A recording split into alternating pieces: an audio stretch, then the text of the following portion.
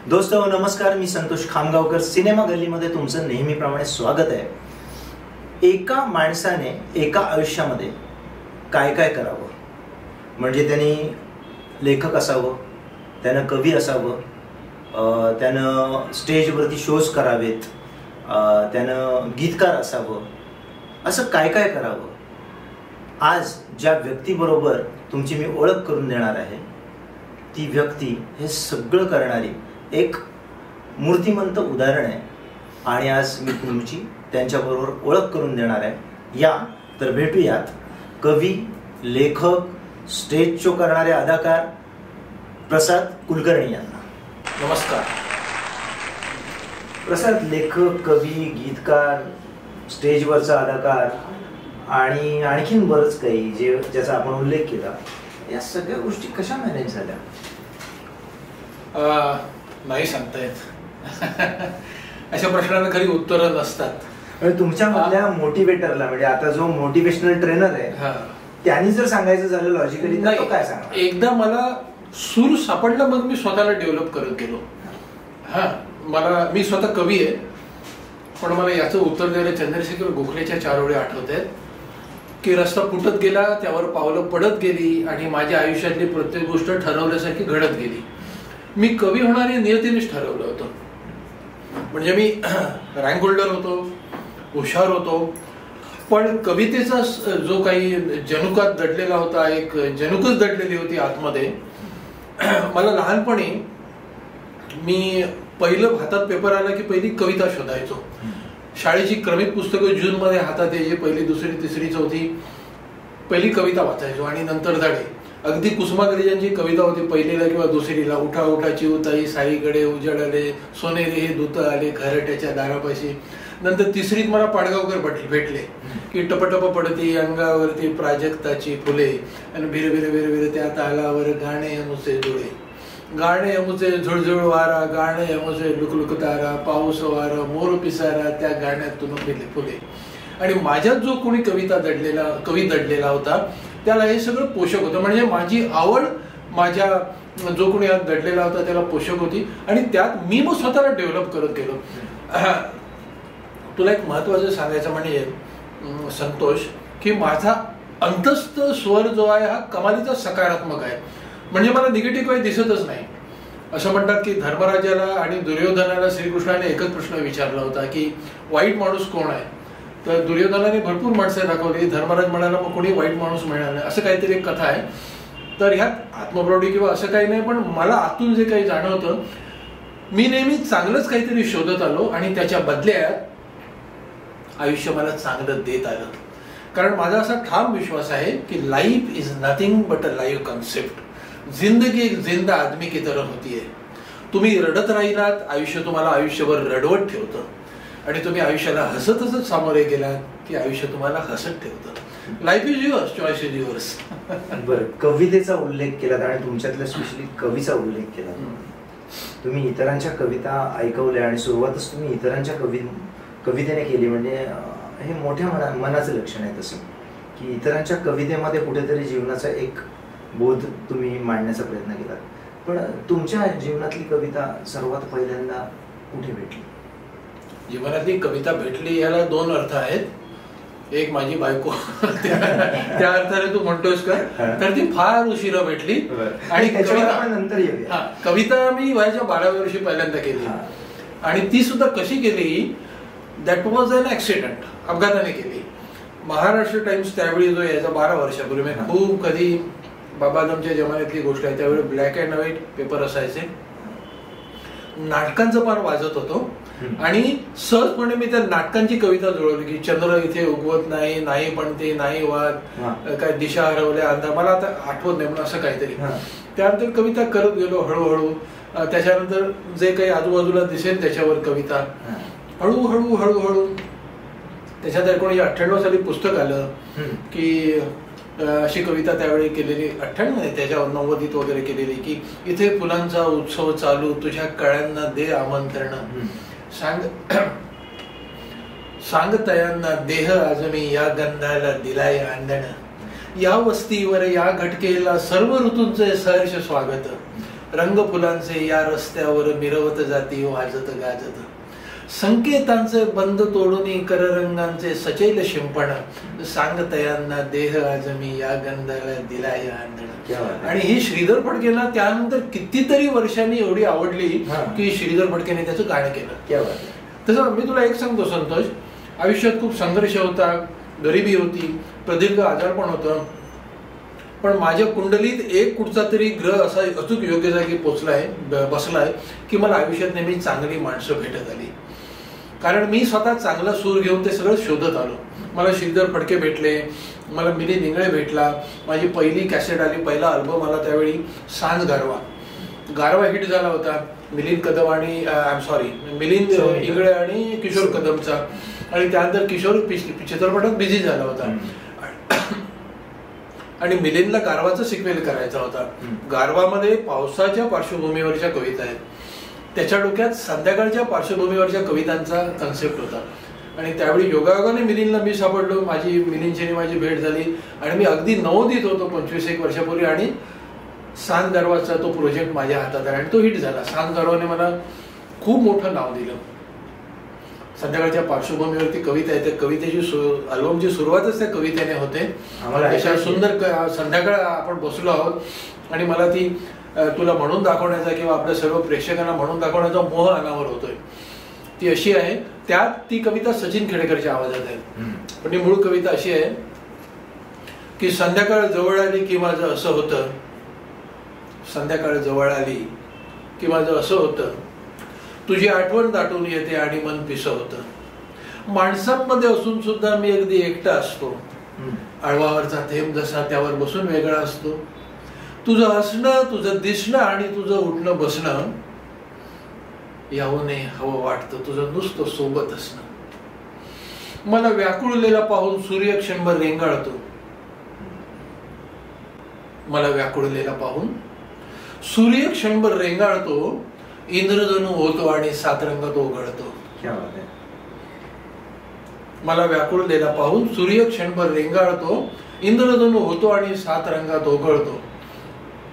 पुढचं मी विसरलो. आणि थोडी कुंद हवा, तुला निरोप झाडण्यासाठी वारा तरी यायला हवा, वारा काही येत नाही, वेळ मात्र टळत जाते, तुला निरोप धाडू कसा, माझी घुसमट वाढत जाते.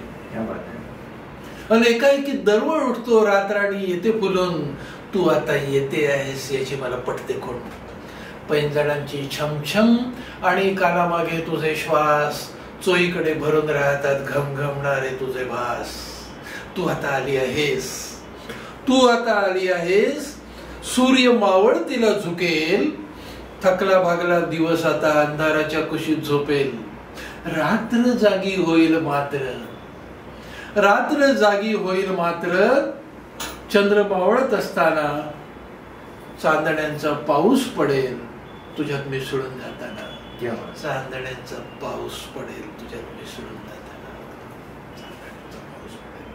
क्या बात है, क्या बात है. आणि ते सगळं एवढं हिट झालं. हा सांज गारवाने मला त्याहूनही तुला एक सांगतो संतोष की मला असं वाटतं की चांगली कविता लिहिणं हे जेवढं अवघड आहे त्याहूनही ती चांगल्या तऱ्हेने प्रेझेंट करणं ही अधिक अवघड आहे. आणि दोघांचं कॉम्बिनेशन झालं की तुमची कविता हिट होते. तर ती परमेश्वराची कृपा आहे, माझं त्याच्यात काही नाही. लोक मला विचारतात की तुला कसं जमतं बोलायला, कसं जमतं लिहायला. मी नम्रपणे एवढंच म्हणतो की मत पूछो ये क्यों और कैसे, मत पूछो ये क्यों और कैसे, उत्तर मुझको ज्ञात नहीं, वो कहता है मेरे मुंह से मेरी ये औकात नहीं, मेरी ये औकात नाही. आपण जेवढे नम्र राहू, आपण जेवढे जमीन पकडून चालू. मला एक गंमत आठवली, मला एक गोष्ट आठवली की गुरु गोविंद सिंगजींना त्यांच्या एका शिष्याने विचारलं कि गुरुजी सिंहासन होने के बावजूद आप जमीन पर क्यों बैठते हैं? तो गुरुजी ने बड़ा हसीन जवाब दिया. गुरुजी ने कहा कि जमीन पर बैठने से गिरने का डर नहीं रहता है. तर हे मी जेव्हा ऐकलं त्याच्या आधीपासून मी फॉलो करत आलो. पाय नेहमी जमिनीवर ठेवायचे, हात आभाळाला पोचले तरी. कालांतराने तुम्ही प्रेम कवी म्हणून कालांतराने नाही, मी पहिल्यापासून प्रेम कवीच होतो आणि मी शेवटच्या श्वासापर्यंत प्रेम करत राहीन. मी आयुष्यावर प्रेम करत आलो. याच प्रेम कवीला प्रेमाबद्दल एक प्रश्न विचारायचा की प्रेम कवी म्हटल्यानंतर अनेकांनी तुमच्या कविता ऐकल्या, वाचल्या, वाचल्या, एक दुसऱ्याला प्रेम करण्यासाठी. अगदी अगदी अगदी. तर अशा प्रेम कवीला त्याचं प्रेम कुठे सापडलं? मी म्हटलं ना, आयुष्यभर प्रेम करत आलो आणि मला आयुष्यभर प्रेम भेटत आलं. आता तुझा जर अचूक रोग असा असेल की मला माझी बायको कुठे सापडली, तर आम्ही अगदी ठरवून लग्न केलं. 2 प्रकार असतात लग्नाचे किंवा सहजीवनाचे. काही माणसं आधी प्रेम करून नंतर लग्न करतात. आम्ही आधी लग्न केलं आणि नंतर प्रेम केलं. ते प्रेम आम्ही शेवटच्या श्वासापर्यंत करत राहतो. हा प्रश्न अनेकांना आहे की प्रेम कवीला प्रेम सापडलं कसं? लग्न करून सापडलं की प्रेम करून लग्न झालं? त्याचं उत्तर आज नाही आलं. हो, तुझ्या प्रश्नातली खोच लक्षात आली, पण उत्तर तेच आहे. बर, एक महत्वाची गोष्ट कलाकाराच्या बाबतीमध्ये, कलाकार म्हटल्यानंतर व्यवहार ही गोष्ट नेहमीच कलाकाराच्या आड येणारी असते. मी अनेक कलाकारांना भेटत असतो, त्यांच्याबरोबर गप्पा गोष्टी होत असतात. कलाकार म्हणून तुम्ही ज्या पद्धतीने आधी कवी, नंतर मग गीत लेखन, त्यातही मधल्या काळामध्ये एक महत्वाची गोष्ट तुमच्याकडून घडली, ती म्हणजे शुभेच्छा पत्र. आणि ती नुसती घडली नाही, तर शब्दांचा सौदागर, शुभेच्छांचा सौदागर म्हणून तुम्ही पुढे आलात. आणि मला वाटतं साधारणतः 5,000पेक्षा जास्त शुभेच्छा पत्र तुमच्याकडून घडली. हे कसं काय घडलं? म्हणजे शुभेच्छा पत्रांकडे वळणं हा प्रकार कशा पद्धतीने? त्याचं असं होतं की माझा जो मूळचा पिंड आहे सात्विक आहे. पहिली गोष्ट मी ठरवली की कविता हे जर परमेश्वराने मला दिलेलं वरदान असेल तर त्याला मी कधी दारूत बुडवणार नाही. म्हणजे 3रा अंक झाल्यावरती कलाकारांचा जसा 4था अंक जसा रंगतो तसा माझा कधीही रंगला नाही. दुसरी गोष्ट, मी बाजारात कोणाच्या दरवाजात उभं राहणार नाही की स्टेजवर 50 कवी आणि खाली 5 श्रोते असं कसंही नाही, कधी नाही करणार. कविता हे जर परमेश्वराने मला दिलेला आशीर्वाद असेल, त्याच्यात प्रासादिकता असेल, माझं नाव मी सार्थ करत असेल, तर त्याचा उपयोग मी माझ्या अभ्युदयासाठी करेन. मग मी त्याचा उपयोग मी कुठे करू शकेन? मी चांगला कॉपी रायटर बनलो, मी खूप चांगल्या कॅचलाईन्स लिहिलेल्या आहेत, मी मराठी शुभेच्छा पत्र, मी गीतलेखन केलं, मी कवितांचे कार्यक्रम केले. यातलं एक मोठं काम सरस्वतीने माझ्या हातून घडवून घेतलं, माता शारदेने, ते म्हणजे मराठी शुभेच्छा पत्र. मराठी शुभेच्छा पत्र नव्हती आणि मला वाटायचं आपला माणूस, माझी आई, माझे वडील, माझा मित्र, माझा भाऊ, माझी पत्नी, आणि त्याने दिले शुभेच्छा पत्र इंग्रजी, कारण कन्सेप्टच मुळात इंग्रजी होता. आपण मराठीत का लिहू शकत नाही? इट वॉज अ रिव्हॉल्युशन, क्रांतिकारी हा एक विचार होता आणि त्याला लाखो रुपये त्याच्यामागे उलाढाल, करोडो रुपयांची उलाढाल असते त्याच्यामागे. हा कन्सेप्ट घेऊन मी त्यावेळेच्या ज्या अनेक ग्रीटिंग कार्ड कंपन्या होत्या, आर्चिस होती, मार्क्स होती, हॉलमार्क होती, या मोठ्या मोठ्या दादा कंपन्या होत्या. आर्चिस तर इंटरनॅशनल कंपनी होती. तर हा कन्सेप्ट घेऊन मी त्यांच्याकडे गेलो की आपण मराठीत शुभेच्छा पत्र करू. त्या मला अक्षरशः हाकलून लावायच्या, मला 4-4 तास बाहेर वाट बघायला लावलेली आहे. तुम्ही एकटे हे सगळं करा? एकटा सिंगल हँडेडली. हे डोक्यात कुठून आलं की ह्याच्यासाठीच जावं? नाही, हेच मी असं शोधत होतो. पहिली मी अगोदरच म्हटल्याप्रमाणे माझी कविता, मी बाजारात कटोरा घेऊन उभा राहणार नाही माझी कविता ऐका म्हणून. माझी कविता ऐकायला लोक येतील, माझी कविता वाचायला लोक पैसे देऊन येतील. आणि खरं झालं की माझं एक ग्रेटिंग, माझ्या ती माझा जो कन्सेप्ट होता हा हजारो रुपयाने त्या कंपन्या विकत घ्यायच्या. सर्वात पहिल्यांदा होकार कुठून आला, कुणाकडून आला? मार्स. अच्छा, मार्स नावाची कंपनी होती, तिने मला पहिलं हे दिलं. आणि ज्याला इमिजिएट रिलेशन्स म्हणतात, आई वडील, बहीण भाऊ, पती पत्नी, मुलगा मुलगी, ह्या नात्यांवरती आम्हाला हे करायचं होतं. तर आईवरती पहिलं शुभेच्छा पत्र लिहायचं होतं. अच्छा, तुला गंमत सांगतो की ओके झालं, तळाग देते ते मध्ये मध्ये. पहिलं शुभेच्छा पत्र आम्हाला आईवरती लिहायचं होतं. 5,000 शुभेच्छा पत्र लिहिली, त्याचा पाया तिथे घातला गेला आणि ते हिट झालं. आई हा प्रत्येकाचा संवेदनेचा विषय असतो, कारण आई आणि वडील ही आपल्या आयुष्यातली अशी तीर्थक्षेत्र आहेत ना की ती जर नसतील तर आपले असणंच संभवत नाही. आई काय असतं? आई या घराचा श्वास असतो. काही कारणासाठी आई घरातनं बाहेर गेली तर घर सगळं रिकामं होतं आणि ती जेव्हा नंतर घरात येते तेव्हा घराचा वास्तुदृश जागा होतो. भिंती बोलू लागतात, छत मोहरू लागतं. आणि आईला शुभेच्छा कशा द्यायच्या मग? मराठीच्या इतिहासातलं पहिलं शुभेच्छा पत्र ऐकणार की तू असताना हे घर म्हणजे घमघमणारी बाग. ऐकतोच ना संतोष? की तू असताना हे घर म्हणजे घमघमणारी बाग, तू नसताना याच घराला रितेपणाचा शाप. राहशील तू जिथे ती माझी रामेश्वर काशी, अन स्वर्ग प्राप्तीचे सौख्य मिळे मज तुझ्या पावलांपाशी. तू नसतीस तर आयुष्याला अर्थच असता काय, जन्मोजन्मी तूच असावीस प्रेमळ माझी माई. आणि तुला सांगतो या एक 4-8 ओळींनी अशी जादू घडवली की असं आग लागावी तसं ते पसरत गेलं. आणि मराठी शुभेच्छा पत्रांचे मला लाखो करोडो मातांचे जे आशीर्वाद लाभले ना ते तिथनं माझा अश्वमेध बेलगम सुटला. असंच मला दुसरं लिहायचं होतं वडिलांकरता. जाता जाता तेही सांगतो, आईच्या नात्याचं उदात्तीकरण करत असताना वडिलांचा त्याग आपण सहजपणे दृष्टीआड करत असतो. असं नसतं की त्यांचं आपल्यावर प्रेम नसतं. आई एवढंच प्रेम ते आपल्यावर करत असतात. मी असे कितीतरी बाप बघितले संतोष, मुलीचं लग्न लागावं म्हणून स्वतःचे जोडीची झिजवणारे. मी असे कितीतरी बाप बघितले, मुलाला नोकरी लागावी म्हणून दुसऱ्यांचा अपमान सोसणारे. मी असे कितीतरी बाप बघितले मुलांना दिवाळीला चांगले कपडे घेता यावे म्हणून स्वतः जाडीचं टी शर्ट वापरणारे. प्रत्येक बाप आपल्या मुलाकरता कल्पवृक्ष असतो. आपल्या कुवतीच्या परीघात सगळं देत असतो, पण त्याला परतफेडीची अपेक्षा नसते आणि आपल्याला त्याची जाणीव नसते. मग बाबांना शुभेच्छा कशा द्यायच्या? 2 ओळी. तिकडे सुद्धा त्यांच्यावरती आले.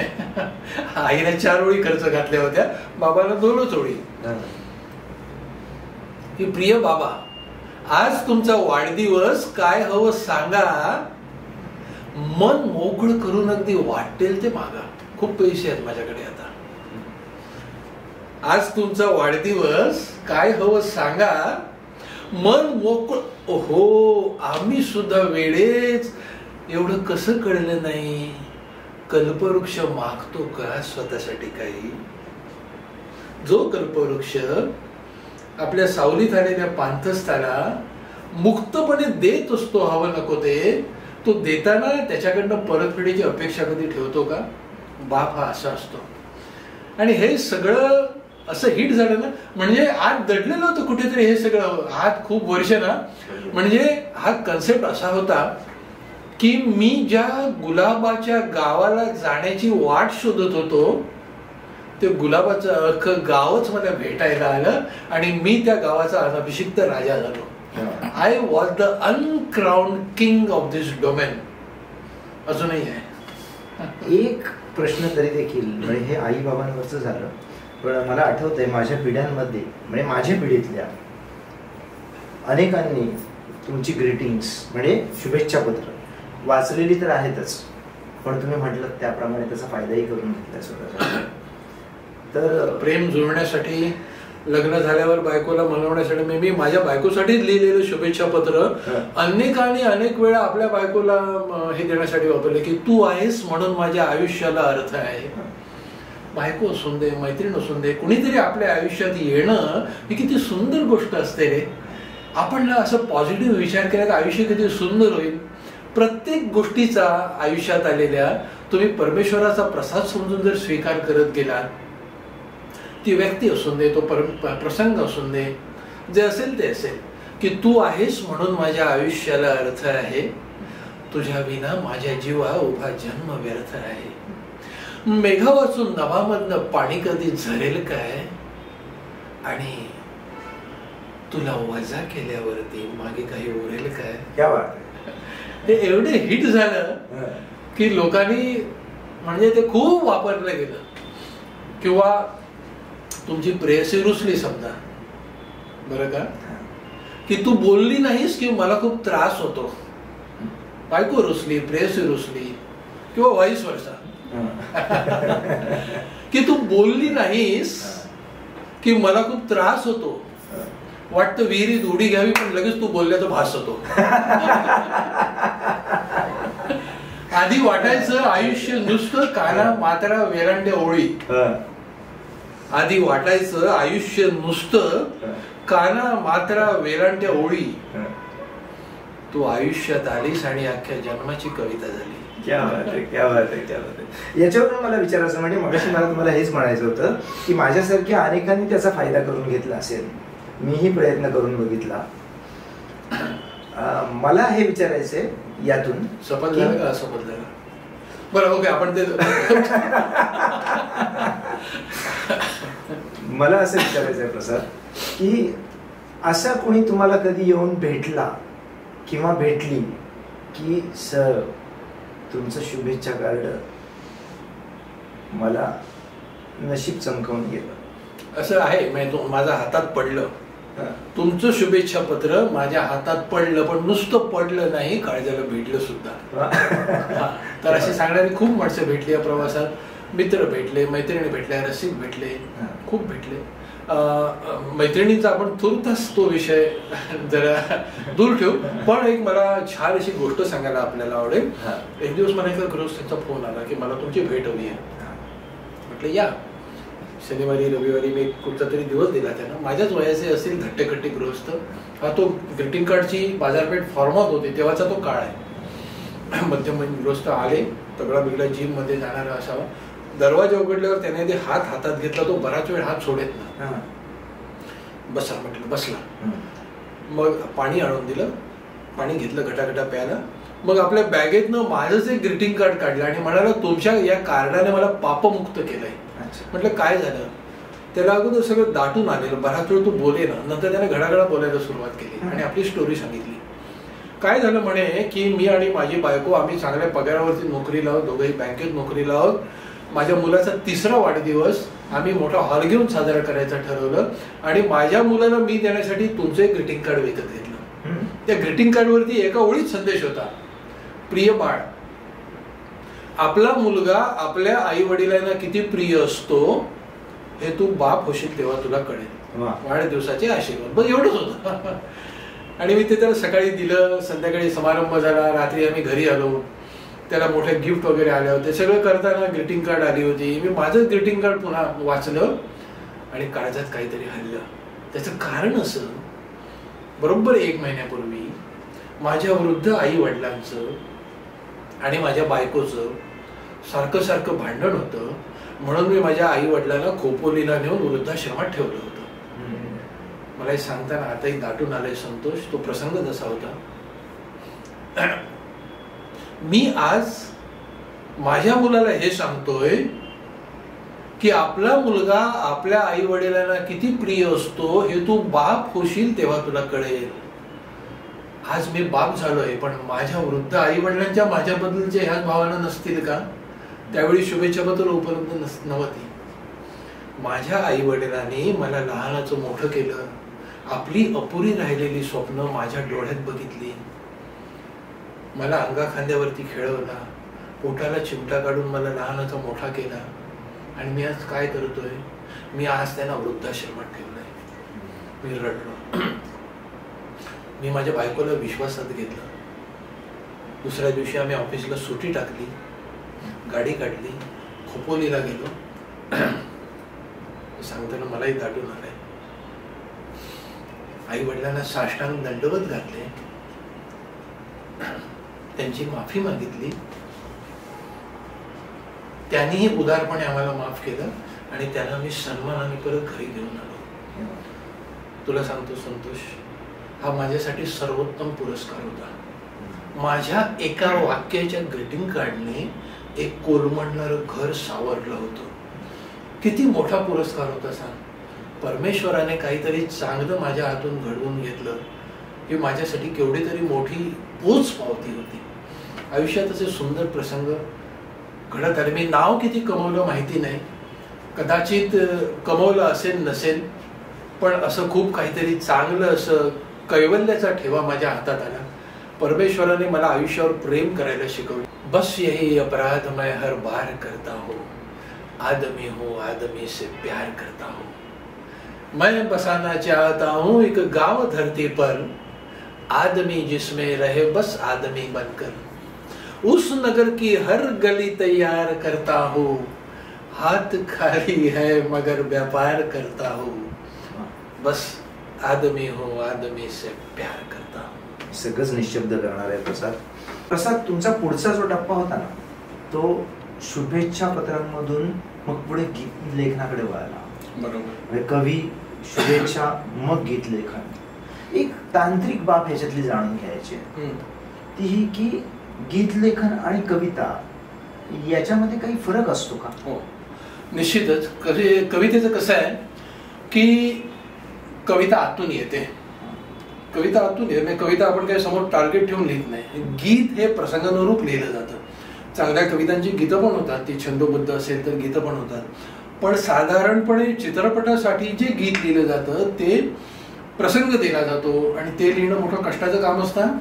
आधी डायरेक्टर तुमच्याकडे येतो, डायरेक्टर बरोबर मीटिंग होते. तो तुम्हाला सिच्युएशन सांगतो, असा हिरो आहे, गरीब घराण्यातला आहे, मुलगी श्रीमंत आहे वगैरे वगैरे, या श्रीवाणीचं झाड आहे आणि हे आणि ते, ह्याच्यावरती गीत लिहा. मग तुम्हाला छाडायला म्युझिक डायरेक्टर येतो. पहिला डायरेक्टर येतो, मग म्युझिक डायरेक्टर येतो. तो सांगतो मी याला चाल बांधली आहे, ही डडची भाषा असते आणि ह्याच्यात तुम्ही आता शब्द भरा. या दोन गोष्टी लक्षात ठेवून तुम्ही त्याच्यात शब्द भरायचे असतात. म्हणजे जिलब्या जशा पाडतात तसं गीत पाडावं लागतं. थोडक्यात सांगायचं तर गीत म्हणजे भिजणं, सचैल भिजणं, आणि कविता म्हणजे रुजणं. भिजणं आणि रुजणं याच्यात फरक आहे. भिजणं वरून असतं, रुजणं आतून असतं. हा दोघांच्यातला फरक आहे. कविता आतून येते, तुमच्या सहजपणे येते, पण कविता अतिशय काय म्हणू त्याला क्रिटिकल असते, संवेदनशील असते. गीत हे बऱ्याचदा यांत्रिक असते. पण मग कलाकाराला त्रास नाही होत या होतो, निश्चित त्रास होतो. कलाकाराला त्रास होतो. कविता लिहायला त्रास नाही होत. कविता तुमची अंतस्वर आहे, तोच तुम्हाला प्रवृत्त करत असतो. जसं बोलणं येतं माझ्या मुखातून तसं गाणं येतं, गीत येतं, कविता येते. पण गीत लिहायला खूप त्रास पडतो. मला मी जर चुकत नसेल तर मला वाटतं प्रसाद तुमचं पहिलं गीत उषा मंगेशकरांनी रेडिओ करता गायलं होतं. रेडिओचं एक ॲक्रेडिशन असतं की AIR 65 असं त्याला म्हणा. मी आकाशवाणी आणि दूरदर्शनचा मान्यताप्राप्त कवी आणि गीतकार. तर ते मला पहिल्याच पटक्यात मिळालं आणि ते मिळाल्यावरती मला फोन आला लगेच तो असा की भावसरगम या कार्यक्रमासाठी तुमचं गाणं उषा मंगेशकर गात आहे. भूमानंद भोगम नावाचे त्यावेळी आकाशवाणीच्या संगीत विभागाचे प्रमुख होते. ते स्वतः संगीतकार होते. ते संगीत देणार होते. भावसरगम नावाचा जो कार्यक्रम असतो याचं दुसरं नाव आहे या महिन्याचे गीत. हा दर रविवारी सकाळी 8 वाजता 8:15 वाजता आकाशवाणीच्या मुंबई केंद्रावर लागतो आणि त्या महिन्यात जेवढे रविवार असतील तेवढ्या सगळ्या रविवारी ते गीत वाजवलं जातं. त्या गीताला खूप पब्लिसिटी मिळते. मी अगदी नवखा होतो आणि मला ते हे मिळालं चान्स. मी म्हटलं ना काही सुवर्णयोग तुमच्या कुंडलीतच लिहिलेले असतात. आणि गाणार कोण? उषा मंगेशकर, ज्यांच्या कंठात स्वरांच्या रूपाने परमेश्वर वास करतो. त्या मंगेशकर भगिनीने आपलं गाणं गावं असं प्रत्येक कवीला वाटत असतं. आणि माझ्या ध्यानीमनी नसताना आकाशवाणीने ही माझी इच्छा होती ही पदार्पणाला पुरी केली. उषा मंगेशकरांच्या जोडीने लता मंगेशकरांची, लता दिदींची आठवण्यात मला सांगण्याचा मोह अनावर होतोय. ऐकायची गाणं उषाताईंनी गायल्या, फार सुंदर गायल्या आणि प्रश्नच नाही. मंगेशकर भगिनी म्हणजे कोणतं गाणं होतं ते जरा मला वरती होतं की मन कुणा समजले नाही, समजून उमजले नाही, मन कळण्याच्या पलीकडचे, मन वाऱ्याच्या वेगा पुढचे, त्याच्यावर काबू घेणे कधी कुणास जमले नाही, मन कुणास समजले नाही. असं अतिशय अर्थपूर्ण गाणं होतं. तर उषाताईनं मी माझी त्यावेळीची कवितांची ती वही दाखवली. उषाताई म्हणाल्या फार छान आहे. हा, एक काम करा, एक दिवस घरी या, मी बाळाला तुमची गाणी दाखवते आणि त्याला काहीतरी करायला सांगते. अरे बापरे, मी अगदी पोरवयात होतो आणि माझ्यासाठी हे म्हणजे भलतंच अगदी काहीतरी होतं, स्वप्न होतं अगदी. उषाताईंनी मला फोन नंबर दिला आपला प्रभुकुंजचा. त्यावेळी ते MTNLचे फोन होते, मोबाईलचा जन्म झाला नव्हता. माझ्या मनाला अक्षरशः पंख लागले. मी घरी आलो आणि मग मी त्यावेळी नोकरी करत होतो कुठेतरी. मग एक दिवस सुट्टीच्या दिवशी रविवारी मी त्या नंबरवरती फोन केला. फोन तिकडनं एका बाईने उचलला आणि म्हटलं उषाताई आहेत का? नाही म्हणे, त्या पुण्याला गेल्यात. आपण कोण बोलताय? मी म्हटलं मी प्रसाद कुलकर्णी बोलतोय. मी जरा वरच्या पट्टीत होतो, कारण उषाताईंनी मला आपला नंबर दिलाय आणि प्रभुकुंजवरती बोलवलंय आणि साक्षात हृदयनाथजी माझ्या गाण्याला संगीत देणार आहेत. मग म्हटलं उषाताईंनी मला बोलवलं होतं असं असं. उषाताई नाही आहेत, हा पुण्याला गेले आहेत. ते आला की मी सांगते तुमचा फोन येऊन गेला म्हणून. नाव काय म्हणालात तुमचं? मी म्हटलं मी प्रसाद कुलकर्णी. मग मी मनात विचारायला ही कोण मोलकरीण दिसते. म्हटलं त्यांना सांगेल न सांगेल मग उद्या यांची कंप्लेंट करावी लागेल मला. म्हटलं आपण तिचं नाव विचारून घेऊ. म्हटलं तुम्ही कोण? माझा स्टॅच्यू झाला. समोरून माझ्याशी लता मंगेशकर बोलत होत्या. जो स्वर अहोरात्र आपल्या काळजावरती अमृताची पखरण करत असतो तो अनाहूतपणे माझ्या कानात घुमत होता आणि मी मूर्ख, मी नालायक त्या स्वराला त्याची ओळख विचारत होतो. आपण कोण बोलताय? त्याही अवस्थेत, त्याही परिस्थितीत लता दिदी मला म्हणाल्या मी लता बोलते. तुला सांगतो आई शपथ संतोष, मी एकटा असतो ना कधीतरी, आज या वयात सुद्धा या गोष्टीला 25-30 वर्ष झाली. मी अगदी पोर वयात होतो रे, 20-22 होतो आणि अजून सुद्धा आज लता दिदी हयात नाही, पण ते मेस्मराइज झाल्यासारखं ना ते कधीतरी माझ्या कानात असं एखादा स्वर छेडला जावा तसं काहीतरी माझ्या अंगात मी लता बोलते. मी पुढे उषाताईंकडे जाण्याचा योग आला नाही काळाच्या ओघात. काय झालं ते कुठे हरवलं, तो नंबर हरवला मला माहिती नाही, मी कुठे बिझी काहीच मला आठवत नाही. पण तो त्या अद्भुत स्वर्गीय स्वर तो माझ्या कानात घुमणारा मी लता बोलते अजूनही मला मंत्रमुग्ध करत असतो. तुम्ही खऱ्या अर्थाने लकी म्हणतात ना, भाग्यवान. भाग्यवान हो हो या सगळ्या गोष्टीच्या बाबतीत. कालांतराने पुढे मला वाटतं हा गीत लेखनाचा प्रवास पुढे शान गायला माझ्यासाठी, सांज या चित्रपटासाठी. शान मराठीत त्याचं जे पहिलं गाणं गायला ते माझं होतं. अच्छा. मी तोच तू तीच तीच पण स्पर्श भासतो नवा नवा, हे गीत तीच ही प्रीत तीच पण हर्ष वाटतो नवा नवा. सुंदर गाणं होतं. त्याला गाताना थोडा त्या लईमुळे, कारण मराठी होतं ना त्याला तळाजाला, पण तो छान गायला. शान आणि संजीवनी भिलांडे असं ते युगलगीत होतं. त्यानंतर पुढे ही रांग लागली. माझ्यासाठी श्रीधर फडकेंनी गाणं केलं, माझ्यासाठी आमचे सुरेश वाडकर गायले, अवधूत गुप्ते, कौशली, यशवंत देवानी माझं गाणं केलं. देवानी कुठलं गाणं केलं? यशवंत देवानी माझी पहिली ध्वनिफीत जी आली त्यावेळी कॅसेट होत्या, ध्वनिफीत, नंतर अल्बम आले, CD आले. कॅसेटचा जमाना होता तेव्हा पहिलं गाणं माझं घन बरसे मन तरसे तन माझे ही कविता होती. कवितेचं रूपांतर गाणं झालं. यशवंत देवांची जी गायकी होती शब्दप्रधान गायकी होती. त्याच्यात स्वर वाद्यांचा गोंगाट हे कमी असायचे, त्यांना अर्थपूर्ण शब्द लागायचे, त्यांना भावपूर्ण असे जड असे शब्द लागायचे. तर त्याने माझी कविता त्यांच्यापर्यंत कुठून पोचली माहिती नाही, त्याने मला बोलवून घेतलं आणि हे गाणं माझं पहिलं रंजना जोगळेकर गायल्या. शब्द होते की घन बरसे मन तरसे तन माझे जळते रे, विरही काय रातभरी दर्द उरी याद तुझी छळते रे. श्रावण घन अति ओले वेलींना ऋतू आले. ऋतू आले म्हणजे वेली वयात आल्या. कल्पनाच किती सुंदर होती. मी नाही आली, कुठची तरी एक अद्भुत शक्ती माझ्याकडनं लिहून घेते. मी कारखानाचं काम करतो. श्रावण घन अति ओले वेलींना ऋतू आले, तुझ करिता ही पतिता ऋतू सोबत फुलते रे. घन बरसे मन तरसे तन माझे जळते रे, रातभरी दर्द ओरी याद तुझी छळते रे. चंद्राचे रूप हसरे कौलारातून उतरे, त्यात उभी तुझीच छबी मी रोज फसते रे. घन बरसे मन तरसे वगैरे वगैरे. ते असं छान होतं गाणं. यशवंत देवांचे संगीत लाभणं, तुमच्या श्रीधर फडकेंचा वरदहस्त लाभणं, लता दिदीने, उषा मंगेशकरांनी गाणं गाणं, सुरेश वाडकरांनी आपल्यासाठी गाणं, हे सगळे सुवर्ण योग आहेत. मी फक्त थोडं असं झालं की प्रसिद्धीच्या झोताच्या मी बॉर्डरवरती होते, त्या झोतात कधी उतरलो नाही, कारण माझं पर्सनल लाईफ आणि माझ्या अचिव्हमेंट यांची मी सांगड घालत आलो. मला ते मिळवताना मला हे हरवू द्यायचं नव्हतं. मला एक चांगला बाप बनायचं होतं, मला एक चांगला पिता बनायचं होतं, मला एक चांगला पुत्र बनायचं होतं, मला एक चांगला जावई बनायचं होतं, मला एक चांगला मित्र बनायचं होतं. म्हणजे यशाचं बोट पकडताना वास्तवाचा तुमचा जो सावली आहे ती सुटली नाही पाहिजे. कारण मी ही मायावी दुनिया खूप जवळून बघितली आहे. ह्या माणसाला वर्तमान असतो पण भविष्य नसतं. सुशांत सिंग राजपूतला आत्महत्या का करावी लागली, जिया खानला आत्महत्या का करावी लागली, मनमोहन देसाईला आत्महत्या का करावी लागली, गुरुदत्तला आत्महत्या का करावी लागली? वर्तमान होता, भूतकाळ होता, पण त्याचं भविष्य हरवलेलं होतं. म्हणजे तुम्हाला एकूणच कला मी सगळं अचीव्ह केलं थोडक्यात सांगायचं, पण मी त्याच्यात वाहत गेलो नाही. प्रसाद, एक हलका फुलका प्रश्न आहे.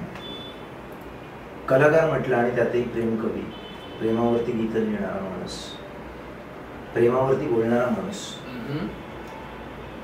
असं होण्याचे चान्सेस असतात बऱ्याचदा की मोहाचे क्षण येतात आणि त्यातही तुमच्यासारखा माणूस जेव्हा बोलायला लागतो तेव्हा भुरळ पडते. कोणाला? मला की प्रेक्षकांना? तुम्ही बोलता तर तुम्हाला भुरळ कशी पडणार? इतरांना भुरळ पडते. मुद्द्यावर ये. तर मग असे मोहाचे क्षण कधी आले की नाही आले? भरपूर आले. मी म्हटलं ना, कसं आहे की लोक प्रेमात पडतात, मी कुणाच्या तरी प्रेमात पडतो, पण आपल्याला आपला परीघ ठरवता आला पाहिजे. ते नटसम्राट मध्ये एक वाक्य आहे ना की हे बंदर असतं, बायको म्हणजे एक बंदर असतं की जिथे हमखास तुम्हाला एक काय म्हणतात, सगळं तीच असते आपली की सखी गृहिणी सखी सचिव असं म्हणतात ना. त्यामुळे हे सगळं तात्कालिक असतं, हे सगळं क्षणभंगूर असतं. लोक त्या वेळेवरती आपल्यावरती मोहित होतात, पण याचा अर्थ नाही की आयुष्यावरती आपल्यावरती मोहित होते. आणि आपल्याला कुठेतरी एक आधार असा, पत्नी हा आपला आधार असतो. त्यामुळे मोहाचे क्षण आले नाही असं नाही, मोहात पडलो नाही असं नाही, पण गुंतलो नाही, हे महत्वाचं. अजूनही माणसं येतात आयुष्यात. अच्छा, या सगळ्यातून जसं शुभेच्छा पत्रांच्या बाबतीत घडलं, 5,000 शुभेच्छा पत्रांच्या वर जाऊन पोहोचलात तुम्ही. अगदी दुसरा प्रवास तुमचा किंवा दुसरा पल्ला तुमचा पुढचा हा होता, तो म्हणजे आनंद यात्रा. बरोबर. हा आनंद यात्री लोकांसमोर कसा आला? म्हणजे आज मला वाटतं आनंद यात्राचे 700हून अधिक प्रयोग झालेले आहेत. 750 जवळपास होत आले. आणि ते सुद्धा मी हे सगळं सांभाळून करत आलो. फुल प्लेस उतरलो असतो तो 1,500-2,000 झाला. आणि मला कौतुक या गोष्टीचं वाटतं प्रसाद की स्टँडअप नावाची गोष्ट आज खूप ग्लॅमरस होत चाललेली आहे. तुम्ही त्यावेळेला हा स्टँडअप चालू केलेला आहे, ज्या वेळेला कोणाला माहिती, जवळपास 15-16 एक वराड फक्त लोकांना माहित होतं. हो, वराड चालले लंडनला. याचं असं झालं की हा पहिलं एक म्हणजे आनंद यात्राचा मूळ आम्ही जो एक गाभा ठेवलाय असा की आपल्याला एक सकारात्मक विचार देता आला पाहिजे. हे पहिलं त्याचं सूत्र आहे. स्टँडअप कॉमेडी म्हणजे दिसेल त्याच्यावरती कॉमेडी करणं, हलकं फुलकं कमरेखालचे विनोद वगैरे असं काही नाही. त्यात लोकांना हसवता आलं पाहिजे आपल्याला, नाही असं नाही. ह्युमर तर पाहिजेच त्याच्यात, कविता तर पाहिजेतच, त्याच्यात किस्से तर पाहिजेतच, पण आपल्याला at the end of the show आपल्याला एक विचार देता आला पाहिजे. काय माहितीये की जगात दुःख खूप आहेत, माणसात डिप्रेशन खूप आहे, माणसावरती जबाबदाऱ्या खूप आहेत, जगात हे सगळं खूप चालूच आहे. अशा वेळी लोकांना कुठेतरी आशेचा किरण मिळाला पाहिजे. ते तुकाराम महाराज आमचे म्हणतात ना की तुझे आहे तुझं पाशी परी तू जागा चुकलासी. लोक जागा चुकत असतात, त्यांना ह्याची जाणीव करून दिली पाहिजे. हा आनंद यात्रेचं एक मूळ जे उद्दिष्ट होतं, मूळ सूर होता तो असा होता आणि तो भन्नाट लोकप्रिय होत गेला. झाली अशी गंमत संतोष, मी चांगलं लिहित होतो, शाळेत कॉलेजात असताना वक्तृत्व स्पर्धा गाजवल्या होत्या, नाही असं नाही, पण कधी या फील्डमध्ये उतरेल असं वाटलं नव्हतं. तर झालं असं की जशी शुभेच्छा पत्र हिट होत गेली, मला टीव्हीवरती बोलवायला लागले. एकही मराठीतलं चॅनेल असं नाही की ज्याच्यावरती माझा इंटरव्ह्यू झालेला नाही किंवा पॅनलिस्ट म्हणून मला बोलवलेलं नाही. सगळ्या चॅनेलवरती जाऊन आलो, पुन्हा पुन्हा बोलवत. सण आला, काही असे उत्सव आले, दिवाळी, नवीन वर्ष, की माझ्या टीव्हीवरती मुलाखती ठरलेल्या असायच्या.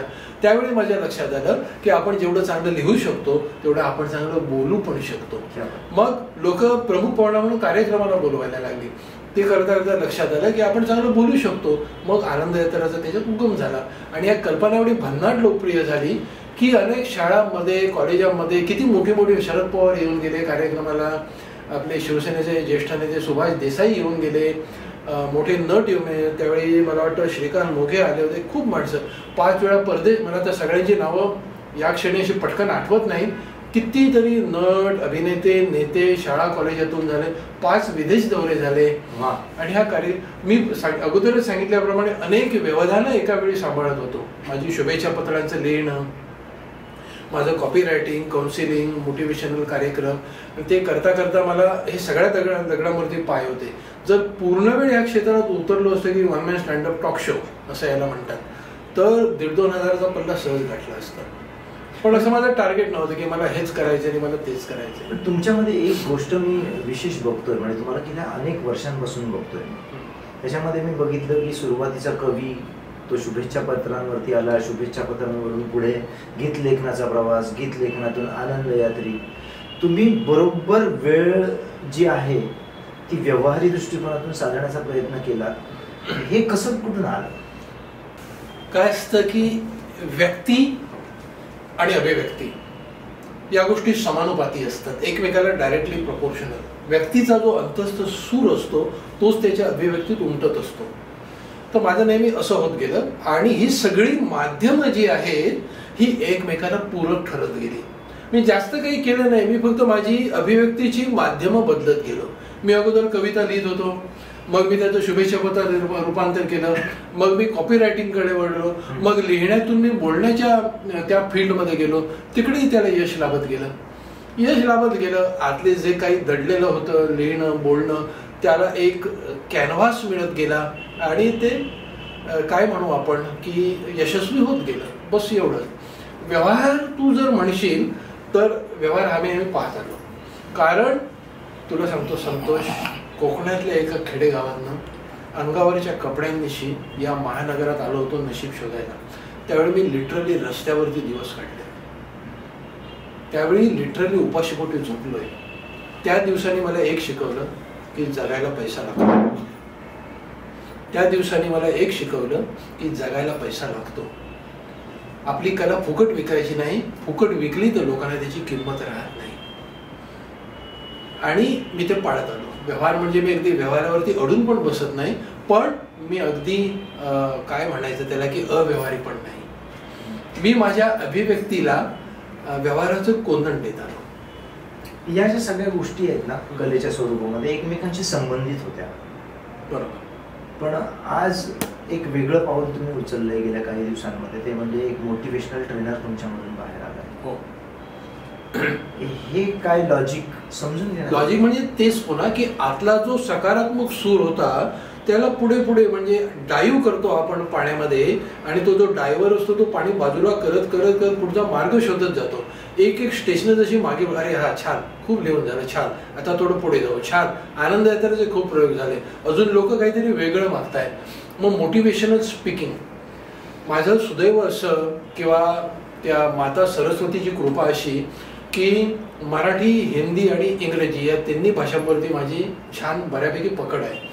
त्यातही आणि हिंदीत मला फार छान शेरो शायरी, मला चांगले हिंदीतल्या हरिवंशराय बच्चन साहेबांपासून अगदी आमचे निदा फाजलींपर्यंत मोठ्या मोठ्या कवींच्या कविता, शेर ह्या मुखोद्गत आहेत. त्यामुळे त्याचा फायदा मला तिथे होतो. आणि मोटिवेशन ही काळाची गरज आहे संतोष. डिप्रेशनचं प्रमाण आज एवढं वाढतंय, विशेष करून गेल्या 3 वर्षात कोरोना काळात म्हणायचा एवढा प्रत्यय आला की खूपच, म्हणजे धंदे बंद पडत होते, जगाचं कालचक्र जणू थांबलं होतं, कौटुंबिक वादविवाद, पती पत्नीतले संघर्ष, लोकांच्या वाढत्या गरजा, बाप आणि मुलगा यातला संघर्ष.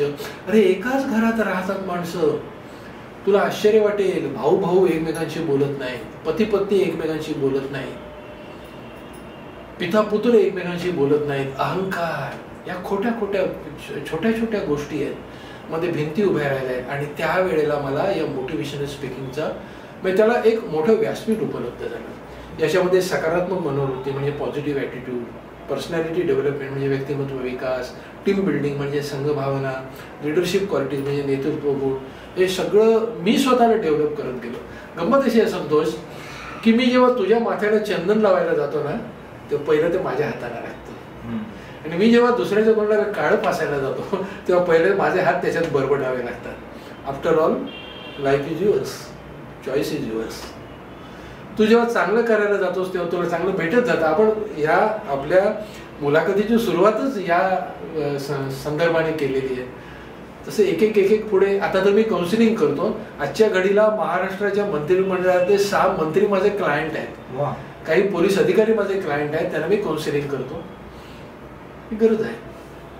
म्हणजे काळाची पावलं आणि तुमचं एकूण संपूर्ण गोष्टी जर बघितल्या या सगळ्या, तर मोटिवेशनल ट्रेनर एक कलाकार होऊ शकतो, ही एक वेगळी गोष्ट आहे. कलाकार मोटिवेशनल ट्रेनर होऊ शकतो. मी मुळात कलाकार आहे आणि नंतर मी आता मोटिवेशनल ट्रेनर झालो आणि आता छान अगदी बऱ्यापैकी त्याला स्कोप आहे. अनेक पुस्तके मी जवळपास 9 पुस्तकं लिहिली, त्यातली 3 पुस्तकं केवळ मोटिवेशन वरतीच आहेत आणि त्याच्यात 3-3, 4-4 आवृत्त्या निघाल्या आहेत. गंमत अशी की माझी ही इथली कुठचीही पुस्तकं कुठच्याही बुक स्टॉलवर उपलब्ध नाहीत, एवढ्या आवृत्त्या निघून सुद्धा. ती त्या माझ्या कार्यक्रमातच विकली जातात किंवा लोक खरेदी करण्यासाठी घरी येतात किंवा फोन करतात. हे असं छान असं सगळं. आपल्या या संवादाच्या शेवटच्या टप्प्यामध्ये तुमच्यासाठी आणखीन काही प्रश्न आहेत. एक छोटासा खेळ आहे त्याच्या माध्यमातून, ज्याला रॅपिड फायर म्हटलं जातं. सो मला वाटतं तुम्ही तयार? हो, मी तयार आहे. बरं, पहिला प्रश्न हा आहे, कवी की मोटिवेटर? एकच उत्तर द्यायचं आहे पण. या सगळ्यांचे उगमस्थान एक कवी आहे. मोटिवेटर ही भावना आहे, कवी ही माझी वृत्ती आहे. दोघे एकमेकाला पूरक आहेत. दोघांच्या अभिव्यक्ती वेगवेगळ्या आहेत, त्यामुळे एकमेकांना पर्याय ठरू शकत नाही, एकमेकांना पूरक ठरू शकतात. तू किती अडचणीत टाकणारे प्रश्न विचार, मी तुला अडचणीत टाकणारे उत्तर देत जाईल. पण मला एकच उत्तर हवंय, त्यामुळे इथून पुढे तुम्ही देत असताना याची काळजी घ्या की तुम्हाला एक. पण त्याची तुलना होऊ शकत नाहीत ना. तू कवी का लेखक असं म्हणाला असतं तर मी उत्तर दिलं असतं. म्हणून तर तो अडचणीत टाकणार होता. मुंबई की कणकवली? कणकवली, प्रश्नच नाही. मुंबई हे माझं करिअर आहे, गाव हे माझा श्वास आहे. गावाने मला जगण्याची आतली जी उमेद आहे, कवी पण मला माझ्या गावाने दिलंय. सगळेच कलाकार जवळजवळ अनेकांचा आदर्श असतो. अनेक तरुण तुमचा आदर्श ठेवणारे असतील. अशा वेळी एक प्रश्न असा की काय संदेश असेल त्या तरुणांसाठी? आधी प्रेम मग लग्न की आधी लग्न मग प्रेम? काही करा, म्हणजे लग्न करून प्रेम करा, प्रेम करून लग्न करा, पण ते बायकोला कळू देऊ नका. परमेश्वर आला आणि याच जन्मामध्ये असं वरदान दिलं की पुढचा जन्म तुला हवा तो देईन, तर पुढच्या जन्मी काय? मला एक चांगला माणूस व्हायला आवडेल. मी या जन्मातही चांगला माणूस बनण्याचा प्रयत्न केला. पुढचा जन्म मिळाला तरी चांगला माणूसच व्हायला आवडेल. कवी वगैरे होणं या बाह्य गोष्टी आहेत, ही माझी आभूषण आहेत. माझं कवी पण हे माझं आभूषण आहे.